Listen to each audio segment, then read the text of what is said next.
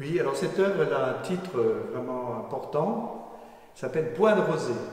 Alors dans mon travail, j'ai dit tout à l'heure que beaucoup de choses étaient en relation avec le temps.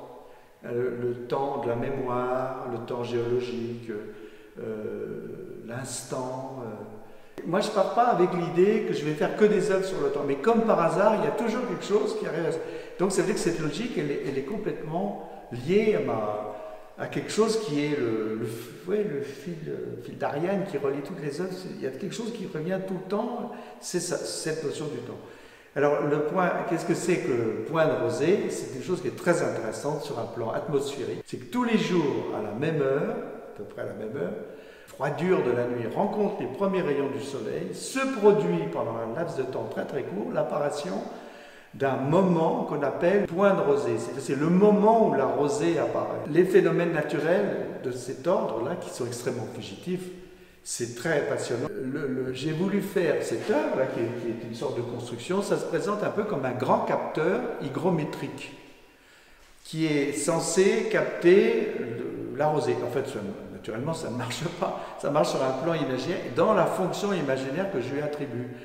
Alors, qu'est-ce qui m'intéresse dans ce moment d'apparition d'un phénomène où effectivement sur les herbes, sur les plantes, les fleurs, ça, d'un coup il y a des milliers de gouttes, c'est comme si d'un seul coup la nature était revêtue d'une bijouterie infinie de milliards de perles de rosée. Hein. Bon. Et en fait je dis, mais en fait pourquoi ça m'intéresse? Parce qu'en fait pour moi l'art comme la poésie, c'est pas quelque chose qu'on peut posséder, c'est quelque chose qui est fondamentalement le sentiment esthétique, on ne l'a pas en permanence, le sentiment poétique, on ne l'a pas non plus en permanence. Ça apparaît à certains moments. Alors l'idée que j'avais, c'était je vais faire un capteur qui a pour but de capter cette substance extrêmement, c'est le cas du terme, volatile. Elle reprend que des éléments qui sont inspirés de formes de végétaux, alors mais qui sont très décantés. Alors il y a des formes de feuilles, de palmes, et puis il y a des systèmes, il y a un système, ça semble descendre comme ça petit à petit, et alors à chaque fois qu'on passe d'un étage à l'autre, il y a des gouttes qui sont là matérialisées par des perles de verre qui font que d'un seul coup on peut voir qu'il y a quelque chose. Alors naturellement ça c'est un regard interne, mais je ne souhaite pas forcément qu'on lise exactement dans la sculpture l'intention que j'ai eue à la faire avec ce que je viens d'énoncer, parce que pour moi une œuvre, d'abord, elle doit fonctionner sur un plan formel, c'est-à-dire c'est la forme, le fond c'est la forme. Ma formation, c'est les milliers d'œuvres que j'ai vues.